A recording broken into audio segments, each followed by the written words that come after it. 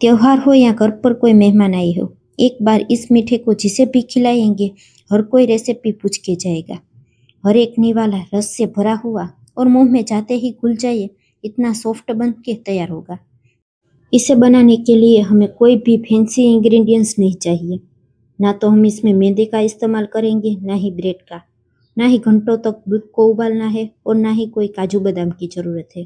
तो चलो सिंपल और झटपट से बन जाने वाली रेसिपी को शुरू करते हैं। सबसे पहले एक मिक्सी के जार में 1 कप सूजी डालेंगे। साथ ही में थोड़ी सी इसके साथ धागा मिश्री डालेंगे। ढक्कन ढक कर दोनों को इस तरह से मिक्सी में बारीक पीस लेना है। यदि आपने बारीक सूजी ली हो तो आपको पीसने की ज़रूरत नहीं पड़ेगी। अब इसको साइड में रख देंगे और एक बड़े से बाउल में आधा कप फ्रेश दही लेंगे।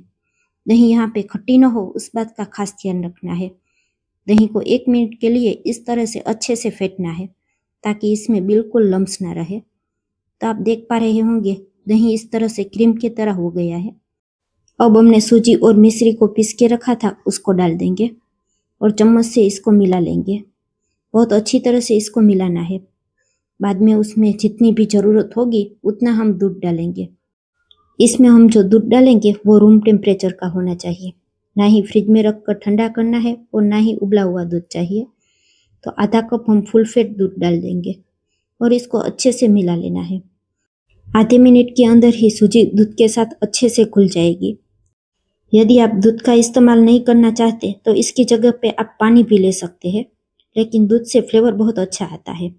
अभी आप देख पा रहे होंगे कि दूध के साथ सूजी अच्छे से घुल गई है। अब इस पर ढक्कन ढक कर 15 मिनट के लिए छोड़ देंगे। 15 मिनट में हमारी सूजी बहुत अच्छे से फूल जाएगी। तब तक में हम एक पैन ले लेंगे और उसमें 1 गिलास भर के फुल फैट दूध डालेंगे। नाप से देखेंगे तो ये 500 ml फुल फैट दूध है। अब इसमें अच्छे से उबाल आ जाए तब तक हमें इंतज़ार करना है। तो तब तक के लिए हम एक कटोरी में 2 छोटा चम्मच कस्टर्ड पाउडर ले लेंगे। ये वेनिला फ्लेवर का कस्टर्ड पाउडर लिया हुआ है। साथ में हमने 2 टेबलस्पून जितना मिल्क पाउडर डाला है। ये 10 रुपये का जो छोटा पैकेट आता है वही डाला है। अब 1/4 कप जितना हम फुल फैट वापस से इसमें दूध डालेंगे और इसे अच्छे से मिला लेंगे। कस्टर्ड पाउडर और मिल्क पाउडर को हमें इस तरह से ठंडे दूध में ही मिलाना है ताकि इसमें बिल्कुल गुठलियाँ न रहे। इस तरह से थोड़ा सा कस्टर्ड पाउडर और थोड़ा मिल्क पाउडर डालने से हमारी रबड़ी इंस्टेंट गाढ़ी हो जाएगी और हमारे मीठे में फ्लेवर भी बहुत अच्छा आएगा। इस तरफ हमारे दूध में भी अच्छे से एक उबाल आ चुका है। तो अब दूध को मीठा करने के लिए यहाँ पे मैं 1/4 कप जितना मिश्री का पाउडर डाल रही हूँ। आप इसकी जगह पे चाहे तो चीनी भी डाल सकते हैं। चम्मच से हिलाकर इसको भी अच्छे से घुल लेंगे। वापस से 1 मिनट के लिए दूध को उबाल लेंगे।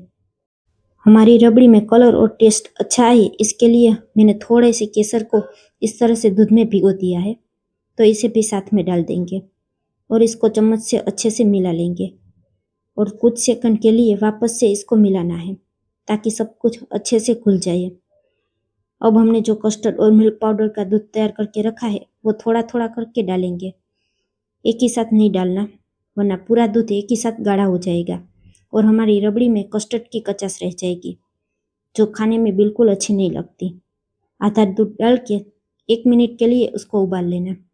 वापस से आधा दूध डाल देना और वापस आधी मिनट के लिए इसको हमें पकाना है। जब कस्टर्ड का दूध डाले तब गैस की फ्लेम को स्लो कर देना, वरना यह तुरंत ही जलने लगेगा। आधा चम्मच इलायची का पाउडर डालेंगे और इसे भी अच्छे से मिला लेंगे। अब गैस की फ्लेम को बंद कर देना है। ये दूध बहुत अच्छे से गाढ़ा हो चुका है। इनसे ज़्यादा गाढ़ा हमें बिल्कुल नहीं करना है। तो अब इसको हमें पंखे के नीचे एकदम ठंडा करना है।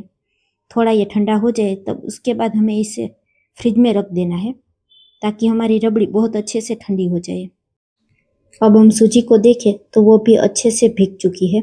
आप देख पा रहे होंगे कि सूजी कितनी गाढ़ी हो चुकी है। तो अब हम इसमें थोड़ा सा और दूध मिलाएंगे। इसमें भी हम 2 चम्मच के जितना मिल्क पाउडर डालेंगे ताकि इसका भी फ्लेवर बहुत अच्छा आएगा। तो मैं 10 रुपये का 1 पाउच इसमें भी डाल देती हूँ। आपके घर में मिल्क पाउडर हो तो डालना, वरना स्किप भी कर सकते हैं। और वापस से 1/4 कप के जितना मैंने दूध डाला है और इसको चम्मच से अच्छे से मिला लेना है।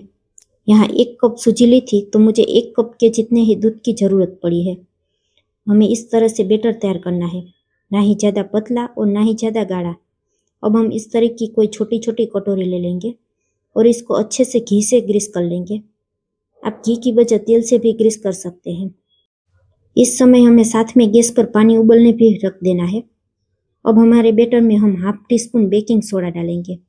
यदि आपके पास बेकिंग सोडा न हो तो आप आधा चम्मच इनो फ्रूट सॉल्ट भी डाल सकते हैं और इसको अच्छे से मिला लेंगे। अब इसको हम एक ही डायरेक्शन में अच्छे से फेंट लेंगे ताकि ये बैटर में हवा भर जाएगी और ये फूलकर बिल्कुल हल्का हो जाएगा। अभी हमने जो कटोरियाँ घी से ग्रीस करके रखी है उसमें 2-2 चम्मच के जितना हम बैटर डाल देंगे। बस इनसे ज़्यादा हमें बिल्कुल नहीं डालना है। ये कुक होने के बाद अच्छे से फूलेगा। तो फ्रेंड्स, तब तक के लिए मैं आपको याद दिला दूँ कि यदि आपको मेरी यह रेसिपी पूरी देखने के बाद ज़रा भी अच्छी लगे तो वीडियो को एक लाइक ज़रूर करना और अपने फ्रेंड्स और फैमिली में शेयर भी करना। और फ्रेंड्स, ये मेरा नया चैनल है तो आपके साथ और सहकार की बहुत ज़रूरत है। आपको मेरी रेसिपी पसंद आए तो मुझे सपोर्ट करने के लिए मेरे चैनल को सब्सक्राइब जरूर से करना। पानी अच्छे से उबल चुका है तो इसमें हम इस प्लेट को रख के 10 मिनट के लिए ढक्कन ढक कर हाई फ्लेम पर कुक कर लेंगे। 10 मिनट का समय हो चुका है। यहाँ पे आप देख सकते हैं हमने सिर्फ 2-2 चम्मच के जितना बैटर डाला था, फिर भी ये कितना फूल गया है। अब चप्पू से इसे चेक कर लेना। चप्पू में बिल्कुल ना चिपके तो समझ लेना ये कुक हो चुका है। 5 मिनट के लिए इसे पंखे के नीचे छोड़ देना ताकि अच्छे से ठंडा हो जाए। जब ये अच्छे से ठंडा हो जाए तभी इसको डिमोल्ड करना है। आप देख पा रहे होंगे ये कितना सॉफ्ट बन के तैयार हुआ है। इसको इस तरह से दबाइए तो वापस से ये उसी फॉर्म में आ जाता है। एक और कटोरी भी मैं आपको निकाल के दिखाती हूँ। सारी की सारी अच्छे से फूल चुकी हो और आसानी से इस तरह से डिमोल्ड हो जाती है। तो देखिए नीचे तक कितनी अच्छी जाली बनी है। अब इसको हम रबड़ी के साथ ठंडा ठंडा सर्व कर लेंगे।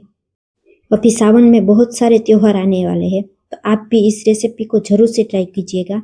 मेरी गारंटी है सभी को बहुत ही पसंद आएगी। एक बार चखने के बाद आपको दोबारा बनानी ही पड़ेगी।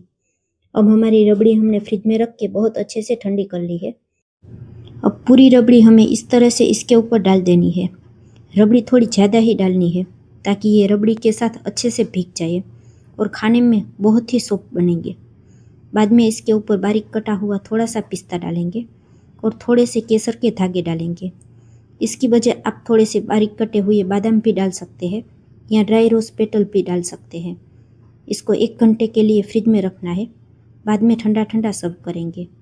तो फ्रेंड्स, आपको यह रेसिपी कैसी लगी ये कमेंट में ज़रूर से लिखना। फिर मिलेंगे नई मज़ेदार रेसिपी के साथ। Thanks for watching.